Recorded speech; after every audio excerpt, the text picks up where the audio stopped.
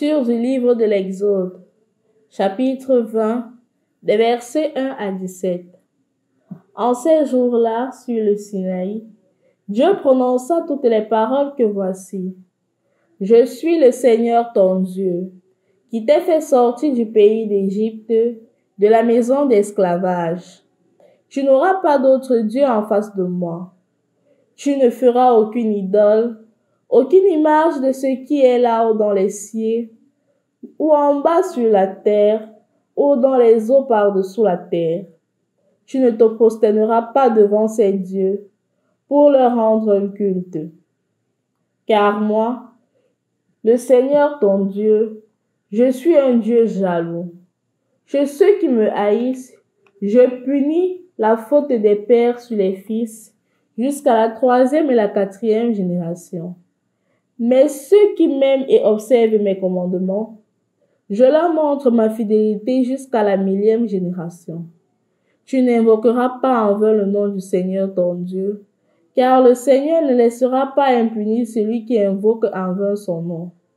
Souviens-toi du jour du sabbat pour le sanctifier. Pendant 6 jours tu travailleras, et tu feras tout ton ouvrage. Mais le 7e jour est le jour de repos, sabbat en l'honneur du Seigneur ton Dieu. Tu ne feras aucun ouvrage, ni toi, ni ton fils, ni ta fille, ni ton serviteur, ni ta servante, ni tes bêtes, ni l'immigré qui est dans ta ville. Car en 6 jours le Seigneur a fait le ciel, la terre, la mer et tout ce qu'ils contiennent, mais il s'est reposé le 7e jour. C'est pourquoi le Seigneur a béni le jour du sabbat et l'a sanctifié. Honore ton père et ta mère, afin d'avoir longue vie sur la terre, que te donne le Seigneur ton Dieu. Tu ne commettras pas de meurtre, tu ne commettras pas d'adultère, tu ne commettras pas de vol, tu ne porteras pas de faux témoignages contre ton prochain, tu ne convoiteras pas la maison de ton prochain, tu ne convoiteras pas la femme de ton prochain, ni son serviteur, ni sa servante, ni son bœuf, ni son âne, rien de ce qui lui appartient. Au nom du Père et du Fils et du Saint-Esprit. Amen. Loué soit Jésus-Christ. Jusqu'à présent, nous avions vu comment est-ce que le Seigneur avec Abraham a signé une alliance. Signant une alliance, il a maintenu cette alliance-là avec la descendance d'Abraham. On se rappelle de l'alliance avec Isaac, on se rappelle de l'alliance avec Jacob, on se rappelle de l'alliance qui a continué et qui, malgré le départ en terre d'Égypte, le Seigneur a continué cette alliance-là.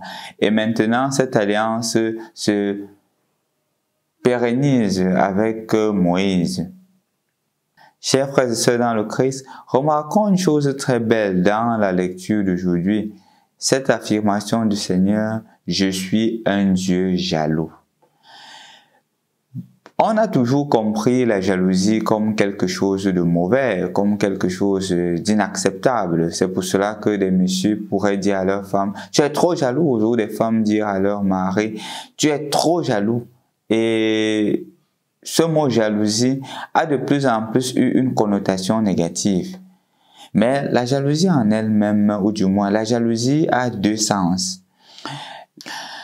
Le premier sens, c'est le sentiment d'insatisfaction, de colère, parce que quelqu'un a quelque chose que tu voudrais avoir mais que tu ne l'as pas. Et dans ce sens, c'est négatif parce que ça crée en soi un certain envie.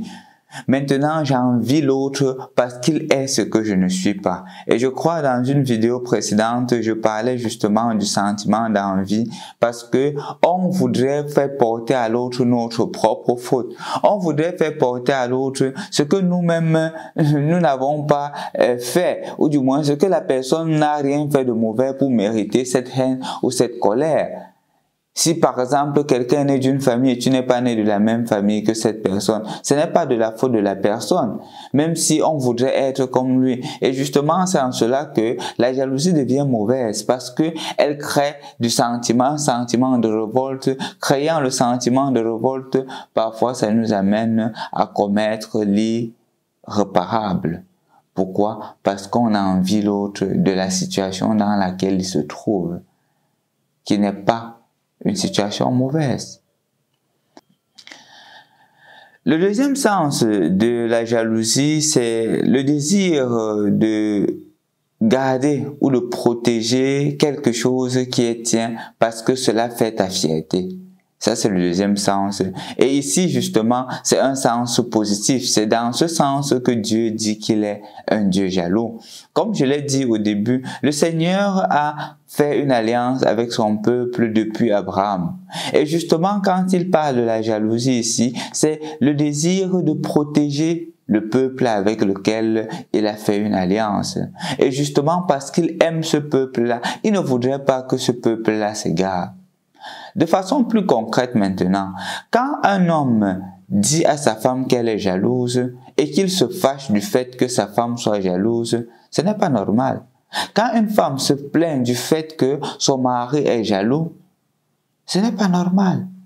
En fait, la jalousie dans la vie des couples est tout à fait normale. Si par exemple, je rentre d'un voyage et à peine je suis rentré, mon épouse me dit « bienvenue » et c'est fini. Je la retrouve dehors en train de parler avec ses camarades, je la retrouve en train de sur son téléphone, en train de faire autre chose que de me donner l'attention. C'est normal que je suis jaloux parce que justement, ce qui naît de cela, c'est que je ne suis pas son centre d'intérêt.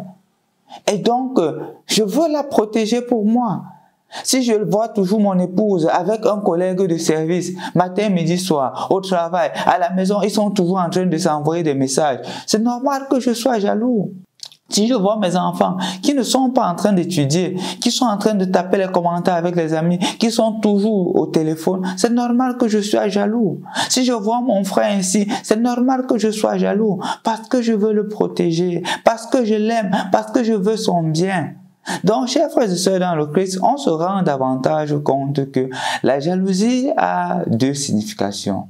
Il y a ce que je dirais la bonne jalousie en vue de promouvoir un bien-être commun, en vue de promouvoir la personne pour le bien-être de la personne, et la jalousie qui est le sentiment d'envie, le sentiment de colère parce que quelqu'un est devenu bien, parce que quelqu'un est heureux.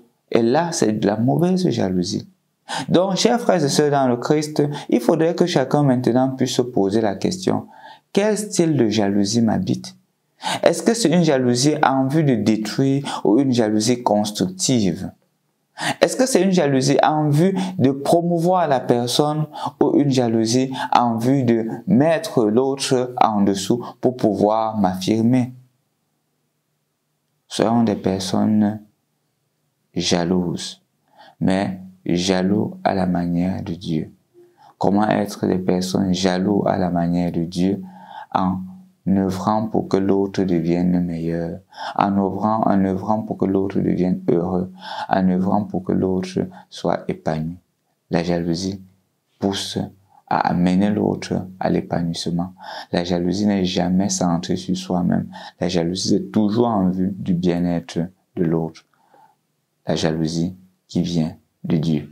Et donc, quand Dieu te dit aujourd'hui qu'il est un Dieu jaloux, c'est parce qu'il veut te protéger. C'est parce qu'il veut que tu sois saint comme lui il est saint. Ce n'est pas parce qu'il te déteste. Ce n'est pas parce qu'il ne veut pas de ton bien, non. C'est parce qu'il t'aime. Et puisqu'il t'aime, il veut que tu sois la meilleure version de toi-même. Porte cet amour de Jésus et sois aussi un jaloux de Dieu. Jaloux pour toutes les fois où on parle mal de lui. Jaloux pour toutes les fois où la parole qu'il annonce n'est pas vécue. Et force-toi à rendre ce Dieu-là fier de toi. Au nom du Père et du Fils et du Saint-Esprit. Amen.